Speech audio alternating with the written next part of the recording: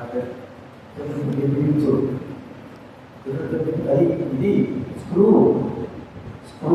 నట్టు బిగించింది మధ్యలో అది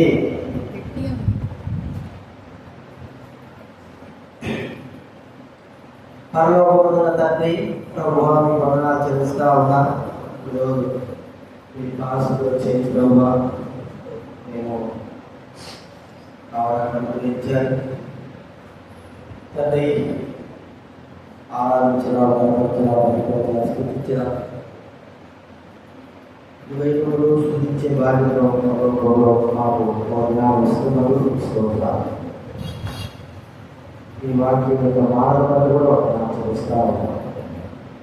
మీ కృపను కోరుకుంటూ వాక్యం ద్వారా నాతో మాట్లాడుతున్న మమ్మల్ని సంధించండి, మమ్మల్ని సరిచేయండి.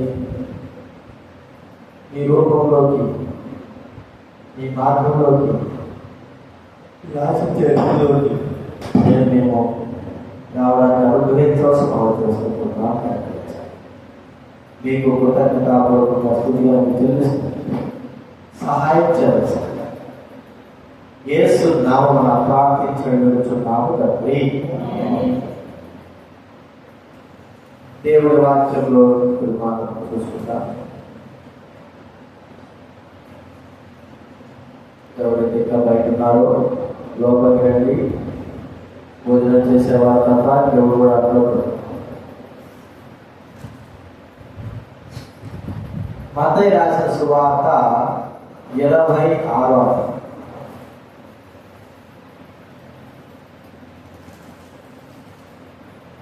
26వ వచనం నుంచి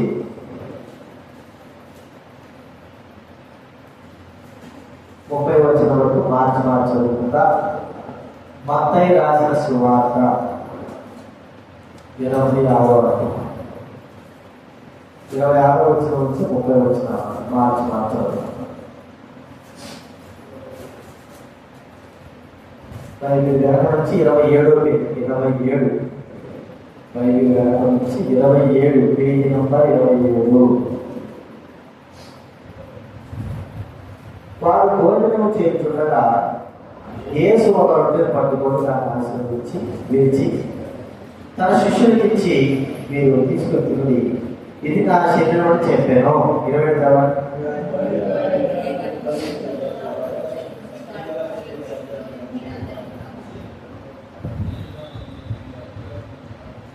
ఇది నా రక్తం అనగా పాప క్షమాపణ నిమిత్తము అనేకుల కొరకు చిందింపబడుతున్న నిబంధన రక్తము.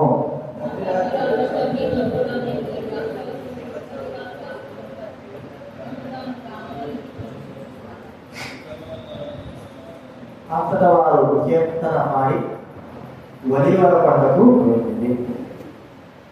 అదే రీతిలో మీకా రాసిన గ్రంథం బైబిల్ మధ్యలో నుంచి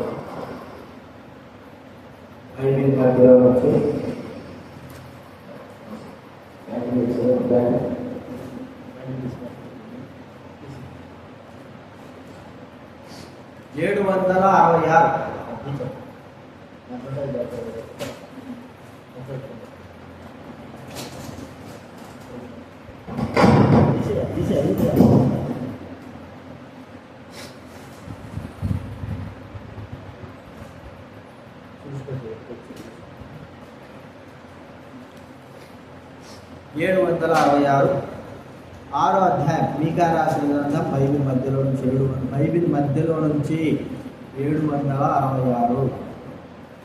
మీకా రాసిన గ్రంథం 6వ అధ్యాయం 8వ వచనం మాత్రం చూడండి.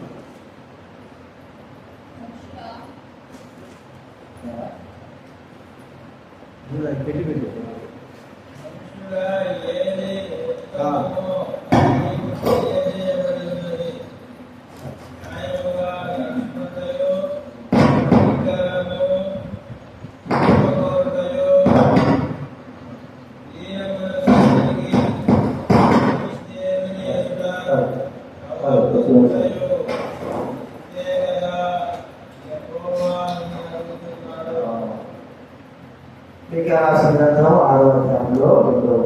మనుషుడా, ఏది ఉత్తమమో అది నీకు తెలియజేయబడి ఉన్నది.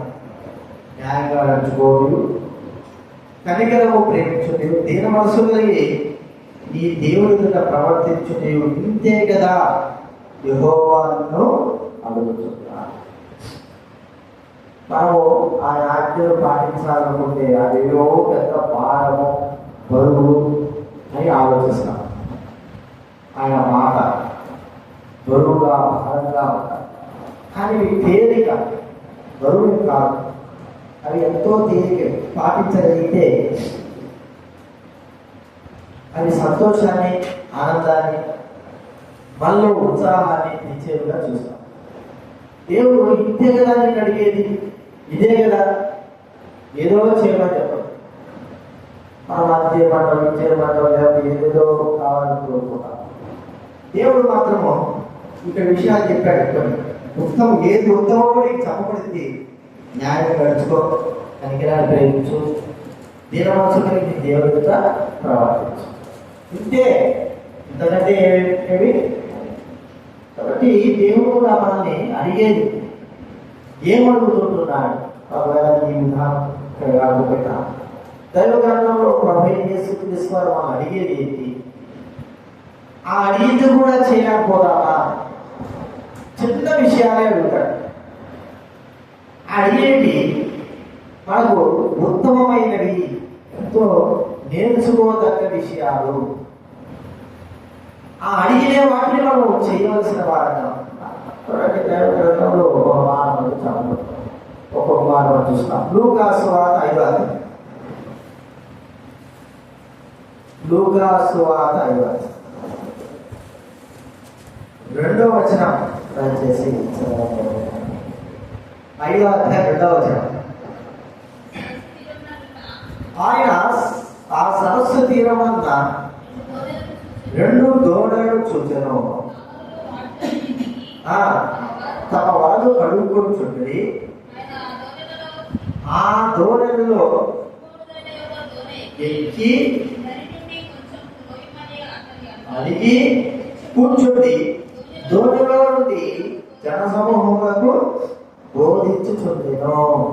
ఇక్కడ యేసుక్రీస్తు వారు ఓ దేవుడు వాక్యం చెప్తా ఉంటే ఆయన మీద పడిపోతా ఉన్నారు కదా. మొదటి దేవుడు వాక్యం విడుచు ఆయన మీద పడుతున్నారు, తొక్కిసలాగా. మరి ఆయన 12 మంది ఎంతగా చుట్టుముట్టినప్పటికీ కూడా ప్రజలు ఖండోపతండాలుగా ఆయన వాక్యం వినడానికి వస్తా ఉన్నారు. లేచి నడిచినప్పుడు తొక్కిసలాట, అంటే ఆయన మీద పడడం, ఆయన ఆడుకోవడం, ఇలా జరుగుతూ ఉంది. అప్పుడు ఏం చేశాడు యేసుప్రభు వారు? ఆ సరస్సు తీరాలు అన్నటువంటి దూడలు చూశాడు. వాడు చూసి ఆ దూడల్లో ఒక దూడైనటువంటి సీమోనుది, పేదరుది కనుక్కొని, పేదరు దాంట్లో కూర్చున్నాడు. 10 రోజులు పోయి అని చెప్పాడు, కొద్దిగా పోయి అని చెప్పాడు. ఇక్కడ మనం చూస్తూ ఉంటే చెప్పినటువంటి మాట నువ్వు లోపు తొయ్యి అని చెప్పాడు. చెప్పిన తర్వాత అంటే యేసు ప్రభువు అడిగితే ఆయన దొరలో కూర్చున్నాడు. కానీ లోతు కొన్ని తొయ్యేటప్పుడు ఎంతో మరి ఇష్టపూర్వకంగా ఆ దొరను లోతు తోసు. తర్వాత మనకు తెలుసు, ఇక్కడ మనం చూస్తామంటే యేసు ప్రభు వారు మరి ఆ సమయంలో ఆ వాక్యం అయిపోయిన తర్వాత మరి ఆయన వాళ్ళు ఆ యొక్క సముద్రంలో వేయనప్పుడు వాళ్ళు దోని కుడివైపున వేయండి, దోని కుడివైపున వేస్తే మరి ఎంతో విస్తారమైన చేపలు అక్కడ పడ్డా. ఇక ఈ సందర్భమే కాకుండా ఇంకొక సందర్భం కూడా మనం చూస్తాం. చూడండి,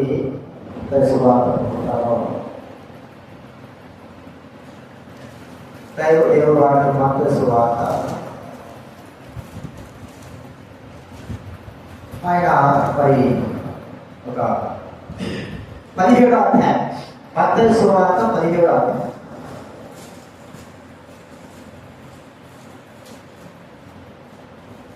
అధ్యాయము 26 చదవలేదు.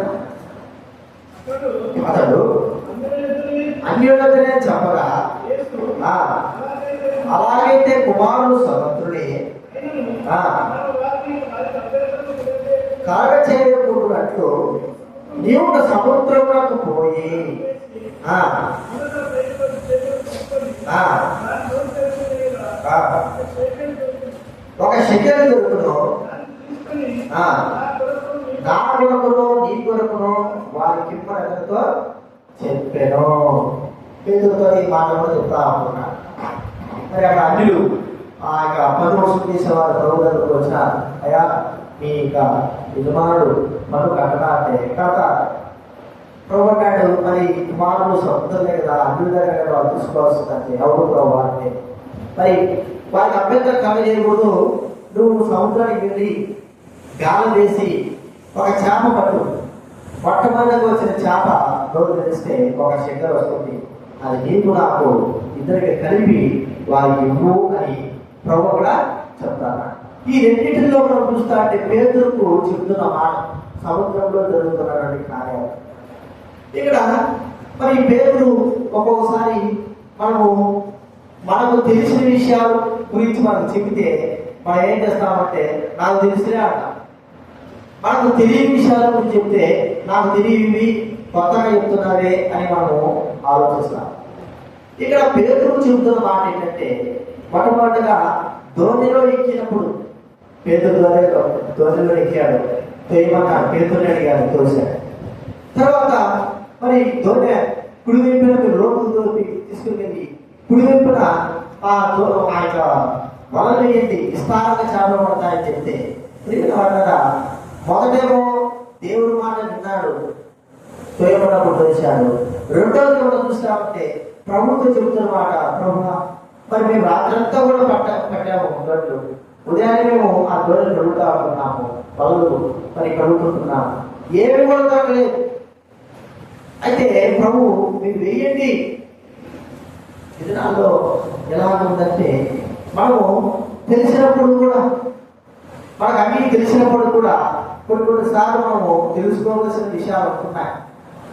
వాటి విషయంలో దేవుడు దైవ వాక్యం ద్వారా మనతో మాట్లాడినప్పుడు వాటిని గ్రహించవలసిన వారంగా ఉంటున్నాం.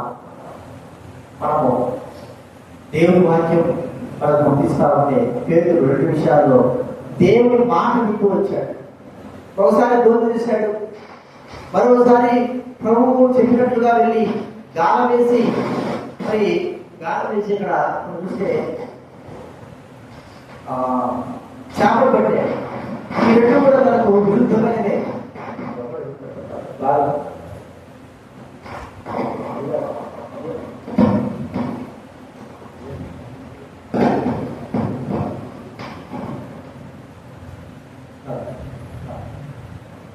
చూడండి, ధోని అనేది వాళ్ళు చూస్తే 2 విషయాల్లో పేతురుకు మరి ఒకటి తెలిసిన విషయము, ఒకటి తెలియని విషయంగా చూస్తా ఉన్నా. తెలిసిన విషయం ఏంటంటే రాత్రంతా చేపలు పట్టాము కానీ మాకు ఏమి కూడా దొరకలేదు. తెలియని విషయం ఏంటంటే, ఒక అర్థకాల విషయం ఏంటంటే చేపలు వలలో పడతారు, గాలం వేస్తారు, కాలం చెప్పడం లేదు. కానీ సముద్రంలో గాలం వేస్తే ఏ చేప పడుతుంది? పెద్ద వల వేసినా కూడా పడడం. ఒక గాలం వేసి ఒకే ఒక చేప వస్తుంది, ఆ చేప తీసుకున్న దాంట్లో రోజులో మరి ఒక షెకెల్ ఉంటుంది అని చెప్పడం. వీటన్నిటికీ పేతురు ప్రియుల వల్ల తెలిసినా తెలియకపోయినా దేవుని మాటకు తాను విధేయత చూపుతూ వచ్చాడు. ప్రభు ఏంటంటే నీకు తెలుసో తెలియకపో అది ప్రాముఖ్యం కాదు. దేవుడి మాట నువ్వు విధేయతను చూపించగలుగుతున్నావా? తెలిసినా విధేయత చూపించాలి, తెలియకపోయినా విధేయత చూపించాలి. చెప్పినప్పుడు అది మనకు అర్థం కాకపోవచ్చు.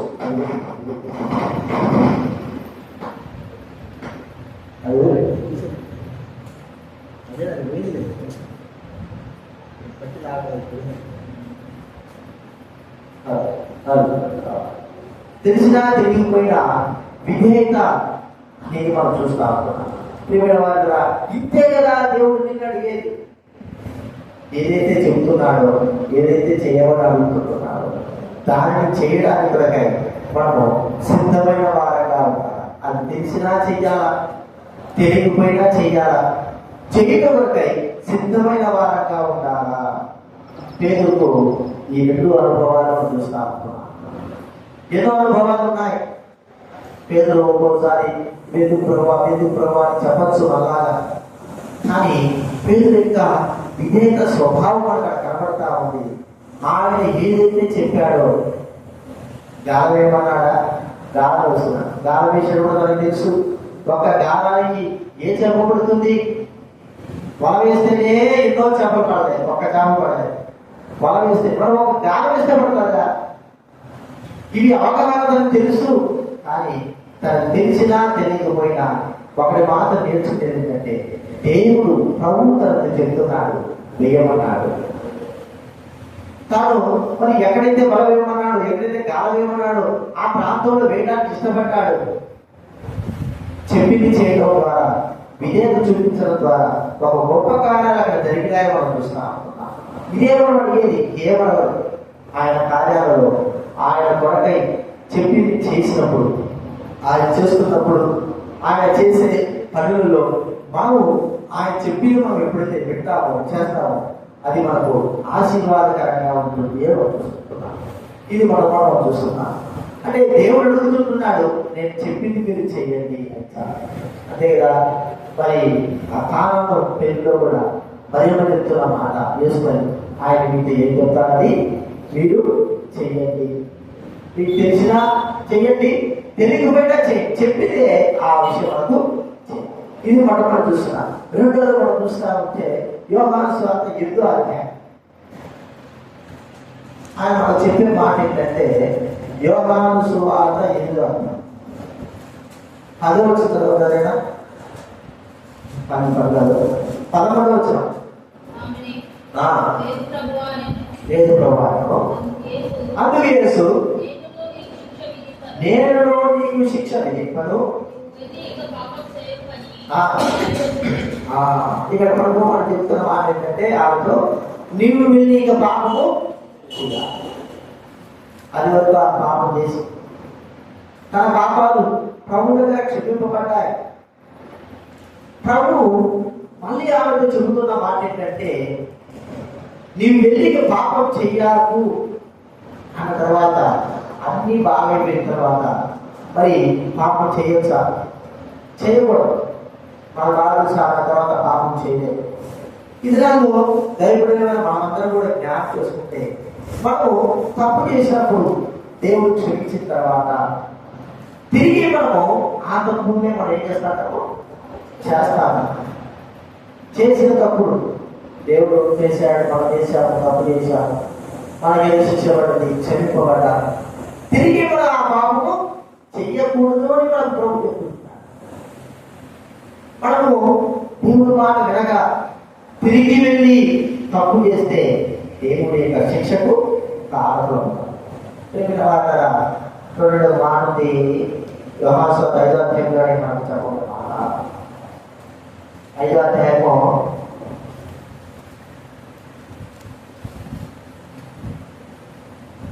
14వ చదువుతారు. 5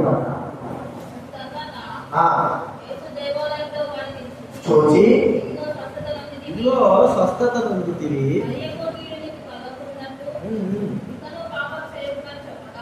ఏం చెప్పాడండి? మరి యొక్క కీడు మీకు కలగకున్నట్లు నేను పాపము చేయకు అని చెప్పాడు. చెప్తే వాడు వెళ్ళి తన స్వస్థపరిచిన వాడు యేసుని యూదులకు చెప్పాను. ఏం చెప్పాడు చెప్పండి? వాడు నన్ను స్వస్థపరిచింది యేసు.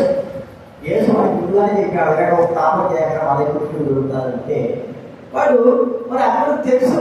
యేసు ప్రభు అంటే చాలా మంది మరి ఎవరైనా సరే ఒప్పుకుంటే యేసు ప్రభు దైవ కుమారుడు అంటే వెలివేస్తాడని అందరూ తెలుసు. వీళ్ళు కూడా తెలుసు, వీడు అక్కడ ఉన్నాడు అందరూ తెలుసు. కానీ యేసు ప్రభు ఎవరో తెలియదు.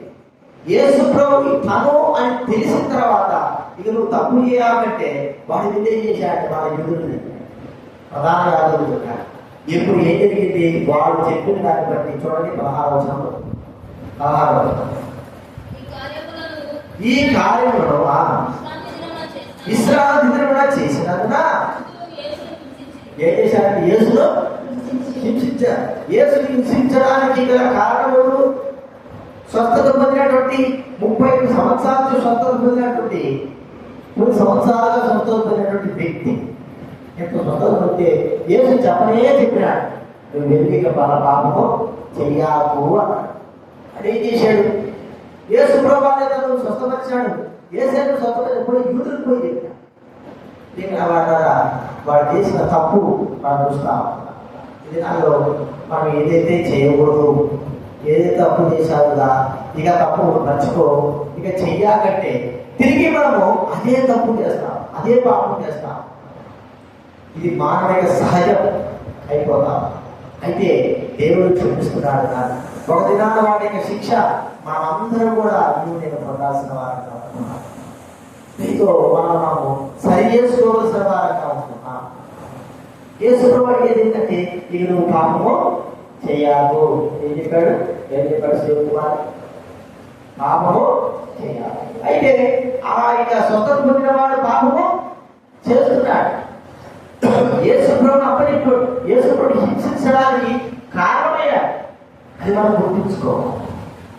అని అడిగేది నువ్వు పాపం చేయాలి, నేను క్షమించిన, నిన్ను విమోచించిన, నిన్ను క్షమించా, నీ పాపాలు క్షమించా, ఇక పాపం చేయాలంటే మనము తిరిగి మన స్థితి ఏంటంటే మనము పిల్లల్ని మరి స్నానం చేసి మంచి బట్టలు వేసేస్తాం.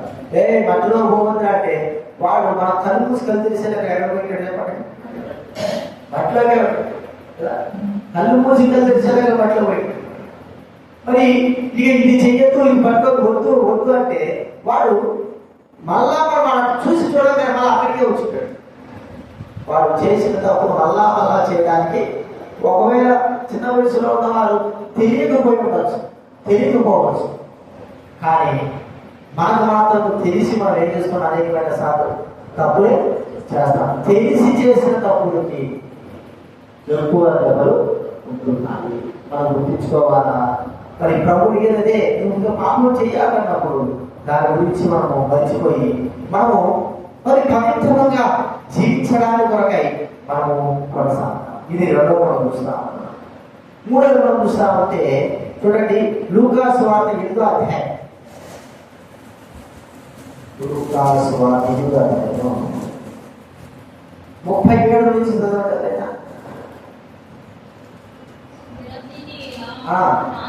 ప్రాంతంలో వేడుకొని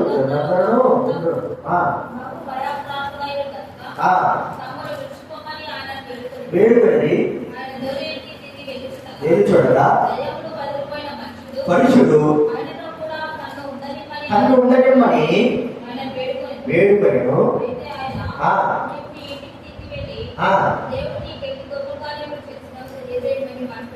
చెప్పి వారిని పంపివేశాను.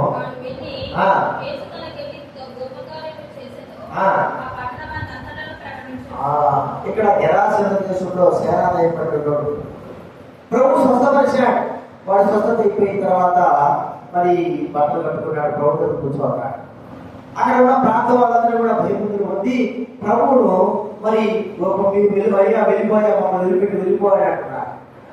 అయితే ఈ స్వస్థత పొందిన వాడు అయ్యా నేను మాత్రం నేను వదిలిపెట్టుకోవడం నీతో పాటిస్తాను అదే. కానీ ప్రభు తనతో పాటు వచ్చే వ్యక్తిని ఎందుకు మరి రాయకుండా ఆపాడంటే చెప్తున్నాడు అక్కడ, నువ్వు వెళ్ళి నీ ప్రాంతంలో దేవుడికి గొప్ప కార్యం చేసినట్టు చెప్పు. ఏ దినమైతే నన్ను పొమ్మన్నారో ఆ జనమే మళ్ళా తిరిగి రావాలా అని ప్రకటించేటట్లుగా నువ్వు చెప్పాలా. చూడండి, దాని కింద మాట 40 వచ్చిన జనసమూహము ఆయన కొరకు ఎదురు చూచుచుండేది కనుక యేసు తిరిగి వచ్చినప్పుడు వారు ఆయన ఏం చేశారంటే చేర్చుకున్నారు.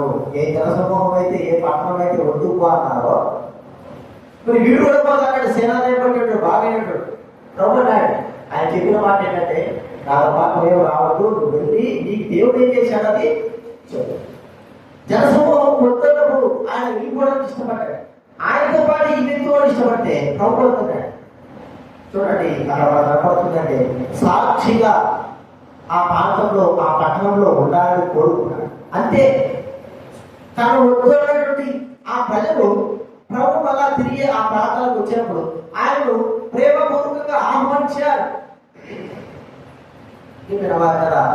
మనము మన ద్వారా సాక్ష్యము అనేది మనం చూస్తామంటే సాక్షిగా మనం జీవించగలుగుతున్నామా? మనము మన కుటుంబాల మధ్య, లోకం మధ్య, ప్రజల మధ్య మనం ఎలాగ సాక్షిగా ఉంటున్నాం?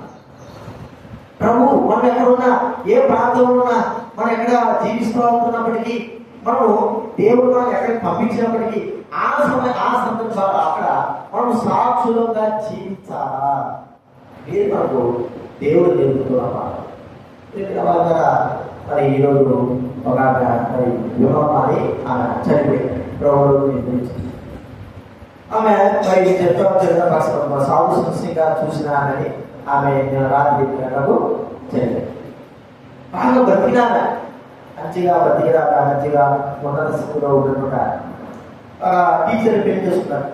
పెళ్లి చేశారు. టీచర్ పెళ్లి చేసిన తర్వాత ఆమె ఆ ప్రాంతంలో ఒక గ్రామం, చిన్న గ్రామం, చాలా చిన్న గ్రామం. ఆ గ్రామంలోకి వచ్చినప్పుడు ఆమె జీవితము కొంతమందికి సాక్షిగా ఉండేది. ఆమె బతికిన బతుకు వేరు. ఆమె పెళ్లి చేసుకుని వాళ్ళ దగ్గర వెళ్ళిన తర్వాత అక్కడ ఉన్న ప్రాథమిక విధానము వేరు. అయితే నేర్చుకుంటే నేను మరి నాకు నేను బ్రతికే తినేకుండా అది అనుకోలే. ఆ మురికి వాళ్ళు ఆ ప్రాంతంలో మరి వాళ్ళు ఎలా ఉండేవారంటే ఆమె చెప్పేదంటే ఆ ప్రాంతంలో, ఆ ఉన్న ప్రాంతంలో కనీసం జడ వేసుకునే అనుభవాలు లేవట. జడ వేసుకునే అనుభవాలు దువ్వేలు చూడలేదు. ఆమె చెప్పేది ఎప్పుడో 50లో 1950 చెప్పినవాడు. వాళ్ళు దువ్వెనే చూసేది అన్నమాట. అంటే వాళ్ళు జడ వేసుకునే అనుభవాలే లేవు. దువ్వుకోవడం కానీ, నూనె పెట్టుకోవడం కానీ ఏమి లేదంట. చివరికి వాళ్ళ అన్నం తినే గెంటే అన్నం వేసుకుంటారు కదా, అది కడిగేది లేదంట. అన్నం తినేది ఆడ వాడేసేది, మళ్ళీ అన్నంలో దాన్నే కడిగి. అట్లాంటి ప్రాంతంలో ఆమె మరి దేవుడి కొరకే జీవించి ఒక విశ్వాసగా జీవించి ఆమె చూసి కొందరు అంటే నాగరికం మారడం అనేది ఒక చూస్తా ఉంటా. కొంతమంది తర్వాత ఆమె దేవుడి వాక్యం చెప్పి పనులు దేవుడు నడిపించింది. ఒక టీచర్గా అనేకమైన వాటిని టీచింగ్ చేసింది. చూడండి, ఆమె తన కుటుంబంలో నేను పెళ్ళిన తర్వాత నాకు ఇక్కడ వచ్చేది వెళ్ళిపోయితే ఆ ప్రాంతం ఎలా ఉండేదో తెలియదు. మానవ ఆలోచిస్తే నేను చెప్పేది ఏంటంటే, వాళ్ళు బ్రిటిష్ వాళ్ళే కావచ్చు, లేకపోతే బాబు ప్రాంతంలో ఉంటారు. ఇక్కడికి వచ్చారు. ఇక్కడికి వచ్చిన తర్వాత మనకి మేము మారింది, నాగరికం అనేది మారింది కదా. వివేక్ గారు వచ్చిన తర్వాత ఏం మారిపోయింది మనకంతా నాగరికం. ఆ దినాలు ఎలా ఉన్నాయి, ఎలాంటి పరిస్థితులు ఉన్నాయి మనకు బాగా తెలుసు. మనం ఇప్పటికైనా సరే సౌతాఫ్రికాలో వాళ్ళ నాగరికం అంటే మారనే అట్లాంటి పరిస్థితులు. గురికి వాడు గురికి కాలంలో ఇల్లు పెట్టుకోవడం, ఆ కాలంలో జీవించడం, అలాంటి పరిస్థితులు. ఎంతో మంది దేవుడి భక్తులు చేసినప్పటికీ ఆ ప్రాంతాలు మారడం. ఇప్పుడు ఈ వ్యక్తికి ఏం చెప్తున్నాడు దేవుడు? నువ్వు వెళ్ళి సాక్షిగా ఉండు. అక్కడైతే భౌతిక సంబంధంగా మనం చెప్పుకోగలుగుతున్నాము. ఇక్కడ ఆత్మ సంబంధంగా మనం ఎట్లున్నా చెప్పండి, సాక్షిగా మనం ఎవరైతే మన ప్రభుని ఎవరైతే వద్దన్నారో, ప్రభుని ఎవరైతే దూషిస్తున్నారో, దేవుడు మాకు ఎవరైతే వద్దన్నారో ఆ వ్యక్తి మనకు ప్రభు చేసే కార్యాలను మనం ఏం చేయాలంటే వారికి వివరించే వారిగా ఉండాలి. అదే చెప్పుకుంటున్నాడు. లేనిపోతే చెప్పమని చెప్పరా, అది చెప్పి మన చేయవల్ల ప్రభువు మన కొరకై ఏవైతే కార్యాలు చేశాడో, ఏ అద్భుతాలైతే చేశాడో, ఎలాగైతే ఆయన నడిపించాడో, ఎలాగైతే మనకు ఆయన సహాయం చేస్తున్నాడో, ఇవి చుట్టుపక్కల ఉన్న వారికి, దేవుడికి విరోధంగా ఉన్న వారికి మనం చెప్పాలా. అదే సాక్ష్యంగా. ఎవరైతే వద్దంటారో వారే ప్రభుని ఏం చేయాలా, పిలిచేటట్లుగా మనం వారి సాక్షులను. అందుకే అన్నాడు అపోస్తలుల కార్యంలో, మీరు వెళ్ళి యెరూషలేములోనూ యూదయలోనూ సమరయాలోనూ భూదిగంతముల వరకు నాకు సాక్షులై ఉండాలి. ఇదే మనం అడిగే దేవుడు మనం సాక్షులుగా ఉంటున్నామా? సాక్షిగా మన కుటుంబాలతో మనం జీవిస్తూ ఉంటున్నామా? మనము కానీ మన కుటుంబాలు కానీ సాక్షులంగా ఉండాలి. సరేనా? సాక్షులంగా మనము ఉండాలి. అర్థమైతే సాక్షులంగా మనం జీవించాలి అంటే అర్థం ఏంటి? ఎక్కడున్నప్పటికీ కూడా దేవుడు మనం చేసిన కార్యం మనం మర్చిపోకూడదు. మనం చెప్పాలి. ఏ ప్రాంతంలో ఉన్నా కూడా ఆ కార్యాలు మనం చెప్పాలి.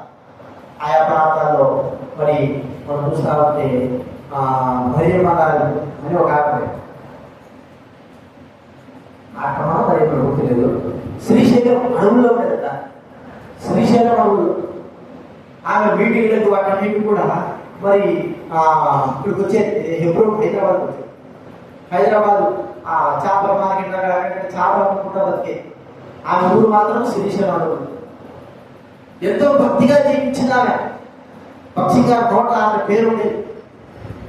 ఒకసారి ఇప్పుడు శ్రీశైలం వెళ్ళినప్పుడు ఆమె అడిగానట, ఇక్కడ శ్రీశైలంలో మరేమ్మ మాత్రం ఆ పేరు ఇక్కడ ఉండేది ఉన్నదా అంటే ఆమె ఎప్పుడో ఆ ఊరు లోపల పట్టణంలో ఆమె జీవించేది ఉండేది. అంటే ఒక సాక్షిగా ఒక వ్యక్తి ఎక్కడ ఉన్నప్పటికీ కూడా సాక్షిగా మనం ఏం చేయాలి చెప్పండి? జీవించాలా. లోకంలో ఎలాగైతే దౌర్భాగ్యంగా పాపాత్మకంగా మోసకారంగా మరి తిరుగుబోతు వారంగా జీవించినామో కదండి. ఎవరైనా అయ్యా ఒక మాట చెప్పుకున్నా, నేను ఒక మాట అంటాను, ఈ ఊరంతట్లో ఎవరు పనికి మానవ వాళ్ళు అంటే ఎవరు చెప్తారు చెప్పండి? చక్కని పేరు వస్తుంది. ఎవరు అవన్నీ తీసుకుంటారా చెప్పండి? నేను కూర్చోదా ఈ ఊరంతట్లో సరే ఆ ఊరు వెళ్ళిపోయింది. మా పల్లెలో ఎవరు పనికి మానవుడు ఇంత దుర్మార్గుడు అంటే ఎవరు చెప్తారు చెప్పండి? వాడుకాడు ఉంటాడు పనికి మానవుడు. సరే ఎవరు మంచోడంటే పనికి మానవుడైతే గుర్తుకు వస్తుంది. మంచోడంటే ఎవరు చెప్తారు తప్పగలరా? ఆ మంచోడాన్ని జీవించడమే గొప్పసారి. పనికి మానవుడు అందరికీ కనబడతాడు. వాడు చేసే దుర్మార్గం అనేది తెలుస్తుంది. కానీ దానివల్ల ప్రయోజనం మంచివాడుగా ఒక సాక్షిగా గ్రామంలో మనం జీవించడమే గొప్ప సంగతి. మన గురించి ఈ వ్యక్తి మంచివాడు. 100 మంది 1000 మంది ఉన్నా కూడా కొన్ని పేర్లు ఉంటాయి. ఈ పేర్లు చెబితేనే వాళ్ళు కనుక్కుంటా అంటారు అంతే కదా. ఈ పేర్లు చెబితేనే నా పేరు కదా, ఈ పేరు అంటేనే వాడికి ఈ ఊరంతా పేరు కదా. నీ పేరు చేశారు చెప్పు. ఊరంతా చచ్చారండి, ఎవరు చచ్చారంట దేవరా అసలు నీ పేరేంటి?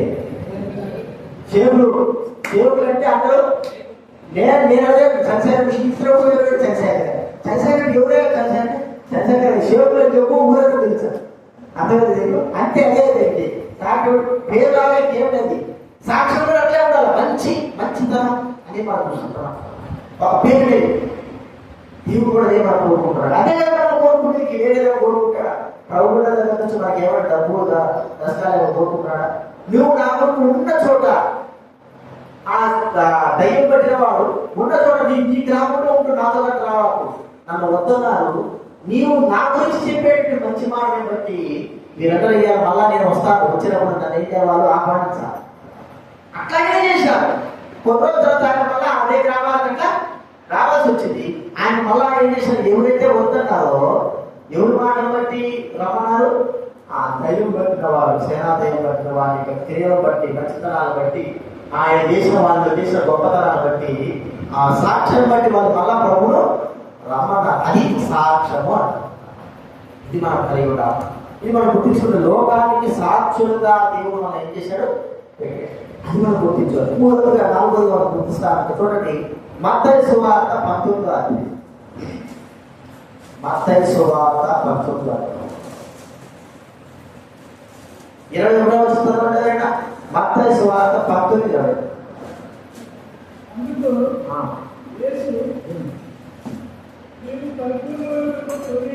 నీవు పరిపూర్ణముటకు కోరిన ఎడల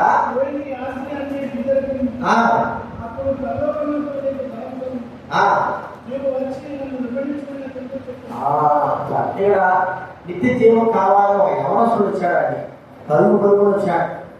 ఇక్కడ బోధపరుగు యవనస్తుడు వచ్చాడు. వచ్చి యేసు ప్రభు యొక్క సాష్టాంగ నమస్కారం అన్నాడు.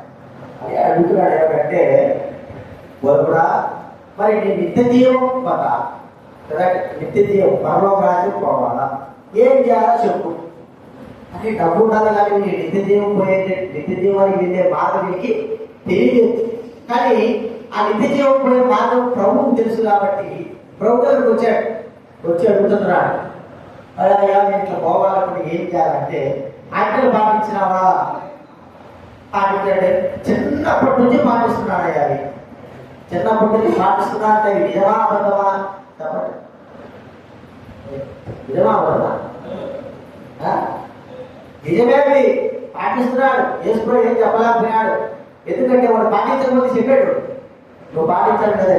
కానీ వాడు అన్ని ఆజ్ఞలు 10 ఆజ్ఞలు పాటిస్తున్నాడు. కానీ అసలైన వాడికి అడ్డం వచ్చింది ఏంటంటే వాడు నమ్ముకున్న వాడి ధనం ఏమైపోయింది, అడ్డం వచ్చేసింది. ఇప్పుడు ఈ ధర్మతో దేవుడి దగ్గర పోలేకపోతున్నాడు అని దేవుడికి అర్థమైంది. ధనంతో దేవుడి దగ్గర పోలేకపోవడం అంటే ఏంటి? ధర్మంలో దేవుడి దగ్గర పోలేదా? పోవచ్చు. కానీ ఈ వ్యక్తి యొక్క మనసు ఎక్కడుందంటే ఆ ధనం దగ్గర ఉంది. ఈ ధనాన్ని పెట్టి మనసు పోలేకపోతా ఉంది. ఈ ధనాన్ని పెట్టి ఈ ధనం చుట్టూ చచ్చిపోయిన తర్వాత అంటారు కదా, సమాజ చుట్టూ, ఇంటి చుట్టూ, డబ్బు చుట్టూ అక్కడక్కడే తిరుగుతుంది కదా దాని ఆత్మ. అక్కడక్కడే తిరుగుతుంది, వదిలిపెట్టిపోలేకపోతా ఉంది. అట వాళ్ళ మనసు అంటే ఎక్కడ తిరుగుతుంది చెప్పండి? ధనం తిరుగుతా. ఏసుకో గ్రహించాడు, వీడికి ధనమే వీడికి అంత అయిపోయింది. వీడి వీడి మనసును ధనం తొలగించుకుంటేనే కానీ వీడి మనసు దేవుడి దగ్గరికి పోలేదు అనుకోండి. నీకు కలిగిందంతా అమ్మేసి ఒక్కటే నీకు కొదవ అన్ని పాటిస్తున్నా మంచిదే, ఇవన్నీ చేస్తున్నా నాకు అర్థమైపోయింది. ఎటువంటి నీ గురువాన్ని ప్రేమిస్తున్నా మంచిదే. కానీ నీ ధనం అంటే వస్తాను నేను అమ్మేసి మరి ఏం చేయమంటున్నాడు చెప్పండి? పేదలకు ఇచ్చేయి, పేదలకు ఇచ్చేయి, అమ్మే పేదలకు ఇచ్చేయి. ఉచితంగా పేదలకు చేయాలంటే చెప్పండి అబ్బా కష్టం కదా. అది కూడా ఉచితంగా పేదలకి అంటే కొంతమంది ఇస్తారు. ఎట్టిస్తారు? అవసరాన్ని బట్టి ఏదో ఒకటి ఓట్లు వెళ్తే ఓట్ల కోసం ధనం కలిగినటువంటి ఏదో ఒకటి ఆశించి దానికి తోగా లేదే అంటే ఏదో ఒకటి ఆశ లేదే ధనాన్ని ఇతరులకు ఉచితాన్ని ఇవ్వడానికి ఇష్టం. ఇంకా ఎక్కువ ఏం చేస్తారంటే దాచుకోలేక ఎక్కడికి వెళ్ళాక ఇది పేదవాళ్ళకి ఇస్తున్నామని పేరు ప్రఖ్యాతం కొరకు ఇచ్చేస్తా ఉంటారు. కానీ వీరికి ఆ ధనాన్ని ఇవ్వడానికి మనసు లేక అవును చెప్పారు, నువ్వు జిల్లా వేసే నా వేసుకున్నాను నాకేమన్నాడా కానీ వేరే వాళ్ళకి ఉన్నాడా? పేదలకి ఇచ్చేసాడు. అది మనసు రాకపోయింది. ఇంత ధనమే పేదలుగా అని అనుకోండి. వెనక్కి దసరా పడుకుంటే ఏం చేశాడు? వెనక్కి చూడండి, దేవుడు అడిగింది ఏంటి? అన్ని పేదలు. ఒకవేళ తన దగ్గర లేదు అనుకో, తన దగ్గర లేదు అనుకో, లేనప్పుడు కూడా ప్రపంచం అడుగుతాడా? చెప్పచ్చు. కానీ ఆయన చెప్పిన మాట మనం గుర్తించుకోవాలి. ఏదైతే మనకు అడ్డుగా ఆపుగా ఉంటుందో దేవుడు రాజ్యాన్ని వెళ్ళకపోకుండా దానిని వదిలించుకోని ప్రభుత్వాడు. దాన్ని కూడా వదిలించుకో. సరే, ఇదే సందర్భంలో మా అపోస్తుల గారు మనం చూసినామనుకో, అపోస్తుల గారు 5వ అధ్యాయం గమనిస్తే 2వ అధ్యాయం గమనిస్తే విశ్వాసమైన వారు కూడా అక్కడ చెప్పబడిన మాట ఉంది. వారు ఏమంటున్నారు? విశ్వసించిన వాళ్ళందరూ దేవుని ఆత్మ చేత తమ ధనానంతా కూడా అమ్మేసి ఎక్కడ చేశారు? బిల్లులు కట్టుకొని కానీ ఒక బ్యాంకులు పెట్టుకున్నారా? భూములు అమ్మేసి దైవకుడైన వారు, పేద ప్రజలైన వారు ఉన్నారు. వారికి సమిష్టిగా సంపూర్ణంగా ఎవరైతే ఉన్నారో వారందరూ కూడా పంచి పెట్టారు వాడుతున్నారు. అలాగే ఈ సందర్భంలోనే అపోస్తలుల గారు 5వ అధ్యాయంలో అననీయ సభ్యులకు కావాలి. మీరేం చేశారు? ధనాన్ని అమ్మేసి అందరి ప్రకారం అమ్మేసి మరి పేదల దగ్గర నుంచి అందరికీ అయా సమిష్టిగా పంచి పెట్టారని చెప్పకోకుండా వారు అబద్ధమాడి కొంత దాచుకున్నారు. ఏ ధనమైతే వారు దేవుని రాజ్యాన్ని వెళ్ళడానికి ఆటంకంగా ఉందని గ్రహించినప్పటికీ కూడా దాన్ని వదిలించుకోలేకపోయినారు. దాని మీద ఆశపడ్డారు. చివరికి వాళ్ళ దగ్గర ఏదైనా దాన్ని చూసుకోలేరా? చచ్చిపోయారు. ధనము ఉండకూడదని ఎవరు చెప్పడం లేదు. కానీ ఆ ధన శుద్ధిలో మనుషులు ఉంటారు.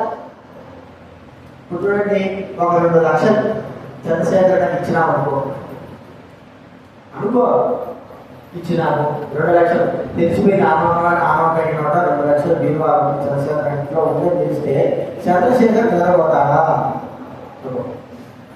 నీకు నిద్ర వస్తుందా? చెప్పు. కత్తి వాళ్ళు పెట్టుకొని ఇంటికా ఏది తలుపు కూడా కత్తి పెట్టుకొని డోర్ గట్టి వేసుకొని అంతేనా? నీకు నిద్ర వచ్చేది ఉదయం నిద్రపోతాం, రాత్రి నిద్రపో ఉదయం కూడా ఎక్కడ నిద్రపోతాం? దీర్ఘకాలం నిద్రపోతావు. లేదా డబ్బు పెట్టుకుంటే ఎవరికైతే ధనము దగ్గర ఉంటే అందుకే బ్యాంకులు వేసుకొని కొత్త మానశాతం ఉన్నారు. అదే బ్యాంకు నుంచి డబ్బు ఇంట్లో తీసుకురండి. ఎవరికి నిద్ర వస్తారు చెప్పండి? ఎవరికి నిద్ర రాదు. కొత్త అయినా సరే ధనం కలిగిన వాళ్ళు నిద్రపోతున్నారంటే అర్థం ఏంటంటే బ్యాంకులో ఉంది కాబట్టే, లేకపోతే అదే ధనం ఇళ్ళగా ఉంటే కానీ ఎవ్వరి నిద్రరాదు, సామాన్య నిద్రరాదు. ఎందుకంటే ఆ ధనం బట్టి ఎదుగుతుందో, ధనం బట్టి బాగా ఆ ప్రాణానికి నష్టం అవుతుంది. ధనం కోసం ఏం చేశాడు, మనం కాపాడము ఇక్కడ తీసుకోవాలి అంటాము. వాడు ఏం చేస్తాడు చెప్పండి, ధనుడు ఏ రాజ్యం కత్తీశ్వరుడు ఒక రాజేశ్వరుడు ఏదో చేస్తే మనం వస్తాము. ఆ డబ్బు కోసం మన ప్రాణాలు. ఇప్పుడు ధనం ఎందుకు అంటే ధనం విషయమై మనం గుర్తుంచుకున్నాం, అవి మనల్ని దేవుడి రాజ్యం చేరలేకపోతున్నాం. అందుకే ఆ ధనము ప్రభున్నాడు, ఈ ధనము నిమిత్తమే మీరు అన్యాచుల మీరు స్నేహితులు సంపాదించుకోండి అంటాడు. మనం గుర్తించుకున్నా దేవుడు ఏదైతే అడుగుతున్నాడు, ఏదైతే చెప్పుకుంటున్నాడు అది మనం చేయవలసిన వారంగా ఉండాలి. విధానాల్లో పక్షి గారు చూద్దాం, గరుడైన వారు చూద్దాం. వారు పక్షి గారు చూస్తే ఆయన ఎంత ధనం ఉంది, లక్షలు లక్షలు లక్షలు. ఆయన ఎక్కడ చూసినా ధనం అనేది ఎక్కడే. ఒకవేళ నేను అనుకుంటాను ఆయన సేవా ప్రజలు ధనం గారు దాచిపెట్టగలిగితే హెబ్రోన్ ఎంతో అంత ధనాలు కూడా ఆయన కూర్చగలిగేంత ధనము ఉంది కదా. చూడడానికి ఏ బాధ కదా. ఆయన అమెరికా పోయించిన తర్వాత ఇటీవల పిచ్చోడు రావడంకు 5 లక్షల కంటే ఎక్కువ ధనం. అవును కదా, 5 లక్షలే, 5 లక్షల కోట్లు కోట్లు పెట్టి అక్కడ చేసినా ఎక్కడ మిగిలిపోయిందో, ఎక్కడ సీట్ చేసినారో, ఎక్కడుందో అట్లా. ఇప్పుడు అంత ధనం ఏం చేసుకుంటున్నాడు, ఏం చేయాలనుకుంటున్నాడు. మరి కూర్చుకోవచ్చు, కానీ దానివల్ల వచ్చే నష్టమని మనం గుర్తిస్తున్నాం. ధనం మనకు దేవుడు ఇచ్చాడు, అది దేని కొరకంటే దైవ సేవ కొరకు, దైవ మన కుటుంబం కొరకు, తర్వాత దైవ సంబంధించిన వారి కొరకై మనం ఉపయోగించాలి. వీడు ఈ ధనవంతుడైనటువంటి యవనస్తుడు దేవుడి రాజ్యానికి, నీకు దేవుడి రాజ్యంలో ధనం ఉండాలని ఇది అనిపించేది కాదు, పేదలకు ఇస్తే అంటే ఆ ధనము అది ఎవరు చూసినారో తనకు అర్థం కాలేదు. కానీ తర్వాత తాను వద్దనుకున్నాను. మనం ఆలోచించాల్సింది ఏంటంటే ధనము మా జీవితంలో బహు నష్టాన్ని కలిగిస్తుంది. ఉండాలి, ధనం ఉండాలి కాదు చెప్పాలి, అదే మన మనసు కాదు. ఆ ధనం చుట్టే మన మనసు తిరగకూడదు.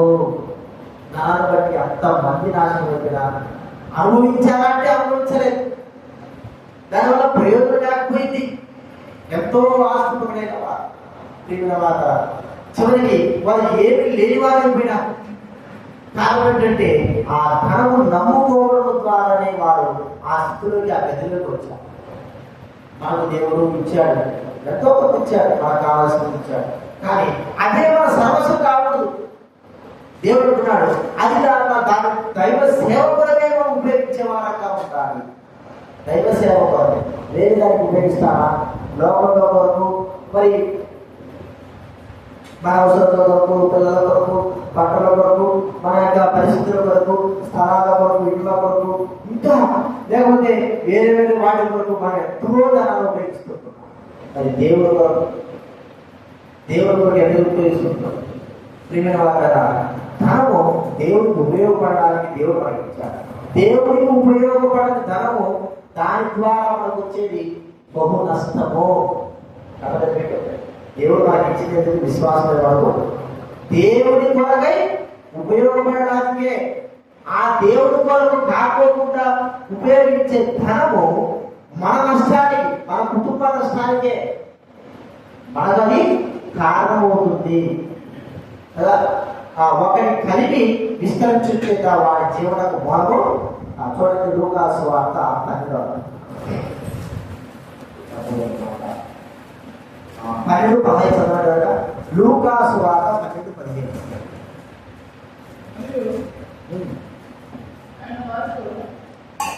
మరియు ఆయన వారితో మీరు ఏ విధమైన లోభమునకు ఎడమియక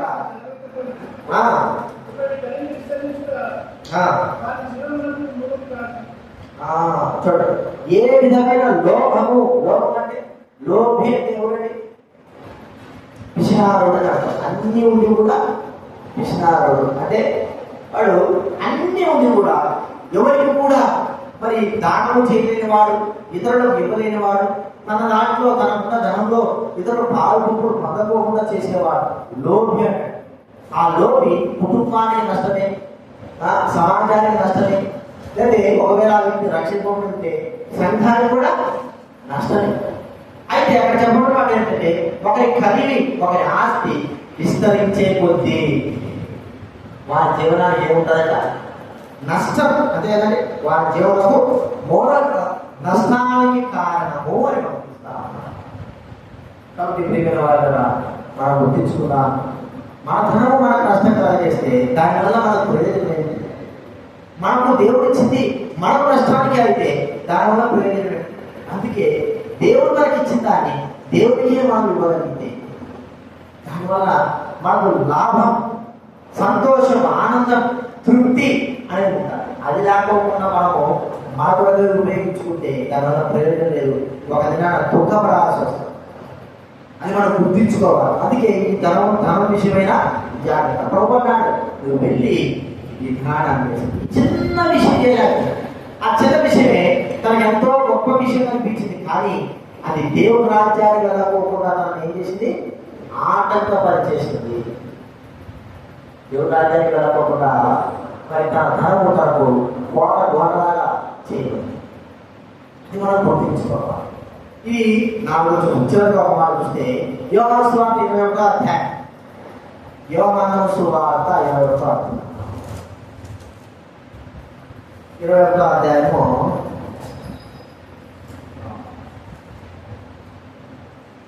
21 నుంచి చదవగలరా? 21 అధ్యాయం 21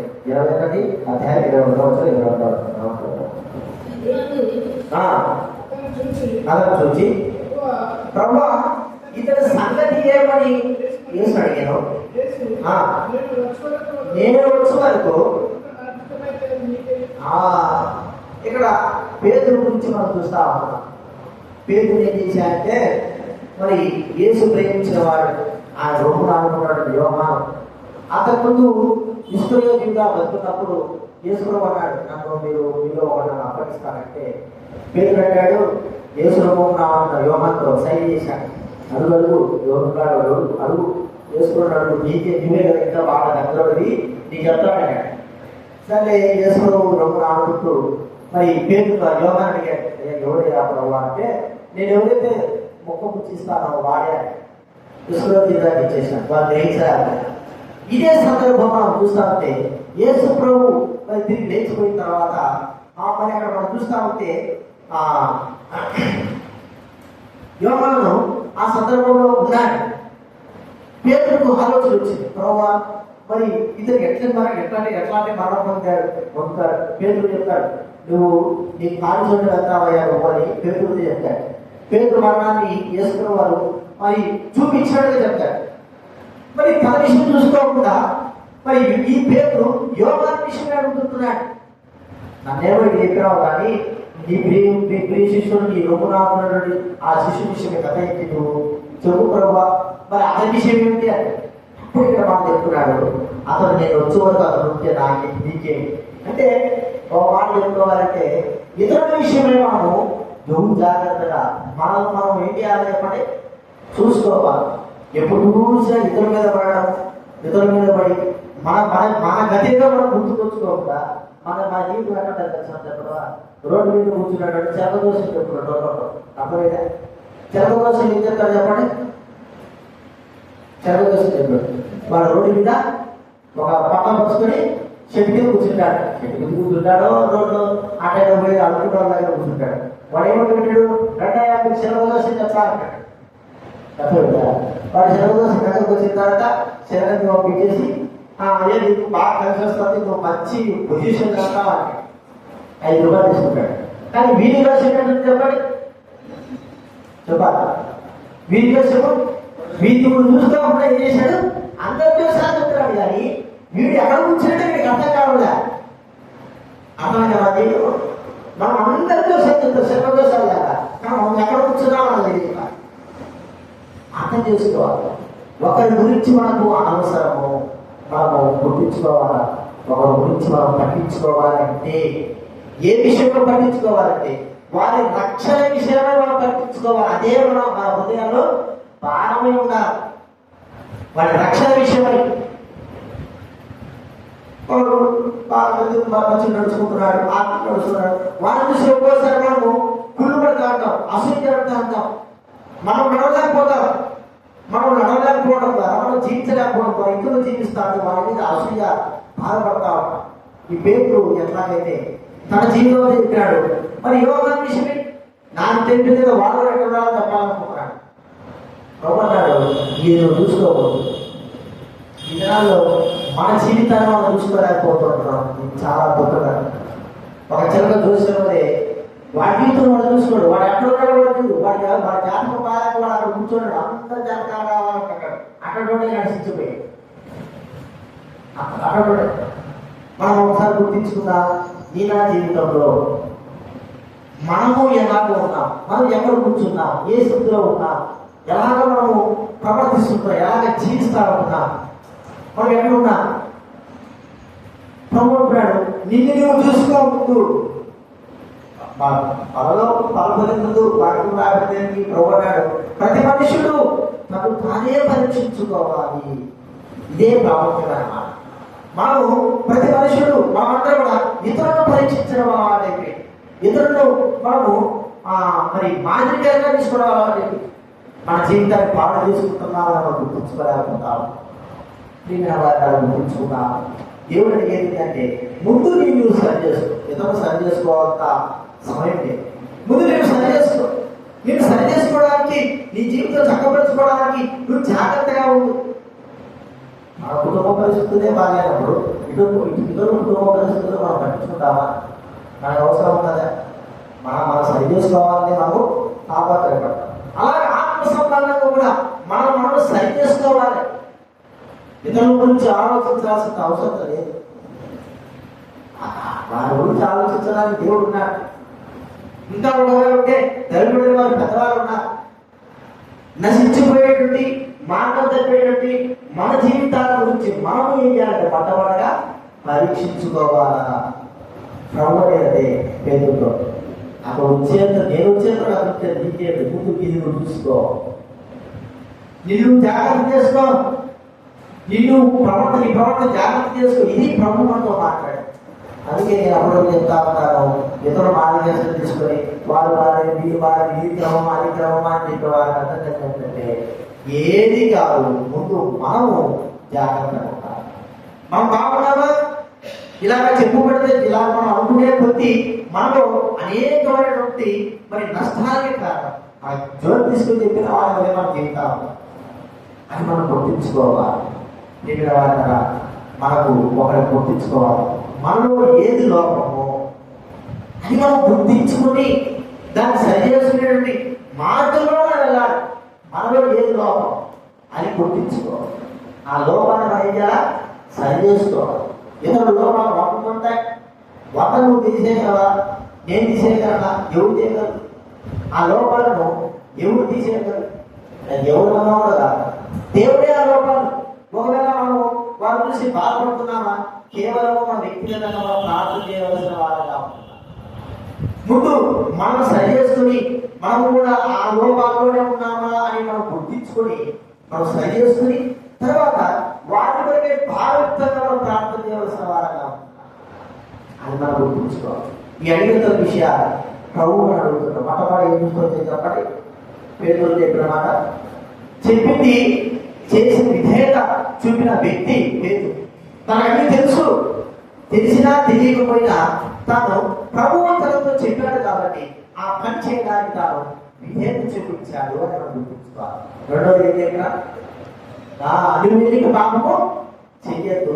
అయితే దేవుడు క్షమించిన తర్వాత మళ్ళా తిరిగి మనము అదే పాపం అదే తప్పులో చిన్న చిన్న తప్పులే కావచ్చు, అవి దేవుడు దృష్టిలో పెద్దగా మనకేం చిన్న తప్పులే కదా. చేయొద్దురా అంటే ఏం చేద్దాం? ముసలో వృద్ధులైన వాళ్ళు అంటే బీపీ షుగర్ ఉండేటోళ్ళు ఏదైనా స్వీట్ తినాలంటే ఏం చేస్తారు? స్వీటే తింటారు. కొద్దిగా వద్దు అంటే ఏం చేస్తారు? నష్టాన్ని తీసుకొస్తుంటారు. ఏదైనా సరే అంటే మనకు ఇది ఉంది, ఈ నష్టం ఉండేటప్పుడు ఆ నష్టాన్నే మనం కోరుకుంటాం. ఆయన మనం గుర్తుంచుకోవాలి. మూడోది చూస్తున్నా, సాక్షిగా లోకానికి మనం ఎలా ఉండాలా? లోకంలో ఉన్న వారుగా, మన ప్రభు నమ్మిన వారు, మన ఇరుగు పొరుగు వారు మనం ఎట్లున్నారు కాబట్టి సాక్షులంగా జీవించాలి. ఎక్కడున్నా సరే మన జీవితాన్ని బట్టి ఎవరైతే యేసు ప్రభు వద్దన్నారో వారు ప్రభువు ఆహ్వానించేలాగా, ప్రభువు గౌరవించేలాగా మన జీవితం సాక్షాత్కరంగా ఉండాలి. ఇది మనం గుర్తుంచుకోవాలి. ఒకసారి మీకు తెలిసే ఉండాలి, డేవిడ్ లివింగ్స్టన్ గారు గురించి. ఆయన సౌత్ ఆఫ్రికాలో సేవ చేశాడు, చనిపోయాడు. ఒక చిన్న పురుగు గుడిసెలో చనిపోయాడు. అక్కడ అసలు ఇల్లులే లేవు, ఇక్కడ అందరూ పురుగు గుడిసెలో ఉంటారు. అలాగే కూడా ఒక చిన్న పురుగు గుడిసెలో ఉండేవాడు. మరి చివరికి చనిపోయాడు. చనిపోయిన ఎంతో మంది రక్షణ నడిపించాడు, ఎంతో మంది వారి ప్రభువుకు పరిచయం చేశాడు, వారి ప్రభువు దాన్ని విశ్వసించారు. ఆయన తీసుకోపోవడానికి ఈ సమాచారం ఏది లండన్కి వెళ్ళింది. అక్కడ నుంచి పెద్ద షిప్ వచ్చింది. ఆయన తీసుకోవడానికి వస్తే ఇక్కడ ఉన్న వారు ఆ సౌత్ ఆఫ్రికా ఒప్పుకోల, అయ్యా ఇక్కడ ఈయన మాకు ఇక్కడ సేవ చేసి ఇక్కడే ఉండాలి అంటే, అక్కడ కాదు, ఈయన స్వస్థత కూర్చుపెట్టాలా, ఈయన సేవ పంపించాలి, అక్కడ తీసుకురావాలంటే సరే ఆయన తీసుకోబోతున్నాడు కదా. ఆయన మనసు, ఆయన హృదయం అంతా ఇక్కడే తిరుగుతాడు కాబట్టి ఆయన గుండె ఒకటి మాకు గుండెనే ఇచ్చేసే, ఈ శరీరాన్ని మీరు తీసుకోవాలి. సరే ఆయన గుండె కోసి ఆయన గుండె ఇచ్చి ఆ గుండెను వాళ్ళగా కూర్చోబెడుతున్నాను. ఈ తీసుకొని లండన్ ఆయన కూర్చోబెడతాను. ఒకసారి కొన్ని దినాల తర్వాత ఒక వ్యక్తి సేవ చేయడానికి అక్కడికి వచ్చాడు. యేసు ప్రభు గురించి చెప్తారు, యేసు ప్రభు గురించి చెప్తారు, కొంతమందికి చెప్తారు. వాళ్ళు అన్నారంట, అయ్యా మేము ఈయన మాకు తెలుసు, యేసు ప్రభు వాళ్ళు చూసినా విన్నాను. యేసు ప్రభు తెచ్చుకొని 2 సంవత్సరాలు ఇల్లు పుట్టించినాడు. లేదా నేను చూసినాము, నేను ఇటీవలే మా దగ్గర చచ్చిపోయినాడు ఆయన, మేము ఆయన కూర్చోబెట్టినాము ఆయన. ఇప్పుడు తెచ్చుకోవడం అయితే ఆయన ఎప్పుడో చనిపోయాడు కదా, తిరిగి తెచ్చినాడు కదా. ఆయన ఆశ్చర్యం ఆ స్వార్థికుడు. సరే ఎవరు ఆయన చూద్దామా అంటే ఆ పోయిన తర్వాత ఆయన సమాధి చూశారు. ఆ సమాధి పైన ఉంది డేవిడ్ లివింగ్స్టన్ అని. సమాధి పైన గుండె యొక్క భాగాన్ని ఉంచారు. అప్పుడు ఆయన ఆలోచన, ఈయన ఎలాగ జీవించాడు, ఎట్లాగా యేసు ప్రభువు అనే సాక్షిగా వద్దు అనుకున్న వారి యొక్క మధ్య, మూర్ఖంగా ఉన్న వారి మధ్య ఆయన ఒక సాక్షిగా జీవించాలని మనం కోరుకుంటాం. నువ్వు జీవించగల, ఏం జీవించగల కాదు, మనమే జీవించాలి, వ్యక్తిగతంగా జీవించాలి. ఎవరు జీవించా మనకు అనవసరం. మనం మాత్రం వ్యక్తిగతంగా మనమే జీవించాలి. వాడు జీవించేది, వీడు జీవించేది అవన్నీ కాదు. అవన్నీ మనం ఏంటంటే చెల్లగోసం చెప్పుకునే జీవితాన్ని మనకు మనము జీవిస్తున్నామా లేదా, ప్రభువు మారిందా. 4వ చూసిన ధన విషయమైన విషయం. ప్రభు మనకు మన మనసు ధనం దగ్గర ఉందా, దేవుడి దగ్గర ఉందా గుర్తిస్తున్నాడు. ఆయన తెలుసు అది వదిలిపెట్టుదాన్ని. మరి ఒకవేళ అది మనకు దేవుడు ఇచ్చినప్పుడు దాన్ని ప్రభువు కొరకే, ప్రభు సేవ కొరకే మనం వాడవలసిన వారు కాకుండా దాన్ని మనం మిగిల్చుకొని మన ప్రాణానికి, మన కుటుంబానికి, మన పిల్లలకి నష్టానికి మనం కారణంగా కావడదు. దేవుడు మనకి ఏదైతే ఇచ్చాడో అది ఎవరి కోసం ఉపయోగించాలి? దేవుడి కొరకు, దేవుడి సేవ కొరకు. దేవుడి సేవ కొరకు ఉపయోగపడిన మన ధనము దేని వల్ల ప్రయోజనం లేదు, దానివల్ల నష్టము. అది రూపాయి కానీ, 10 లక్షలు కానీ, 50,000 కానీ, దేవుడి కొరకై ఉపయోగపడిన మన ధనము ఎవరికి నష్టం అండి? మనకే నష్టం. రూపాయి అయినా సరే దేవుడికి ఉపయోగపడితే అది ఆశీర్వాదం. 10 లక్షలు అయినా సరే దేవుడి కొరకు కాకుండా ఉపయోగపడితే దానివల్ల మనకు నష్టమే. అది మనం గుర్తించుకోవాలి. 5వ ఏం చూసుకొచ్చాము? అంటే మనం చూసుకోవాలి, మనం పరీక్షించుకోవాలా. పేదలే వాటిట్లా వీటిట్లా చెప్పుకోవడం కాదు. దానివల్ల మన యొక్క ఆత్మీయ స్థితి అధోగతిలో దిగిపోతా ఉంది. మనం ఎలా ఉన్నాం ప్రభులో, మనం ఎలా ఉంది, మన జీవితం ప్రభులో ఎలా ఉంది, అది మనం గుర్తించుకోవాలి. అది మనం గుర్తించుకొని మనం పరీక్షించుకొని యోగ్యంగా మనలో చేయాలి. విషయాలు జ్ఞాపకంగా ప్రార్థన చేసుకుంటాం.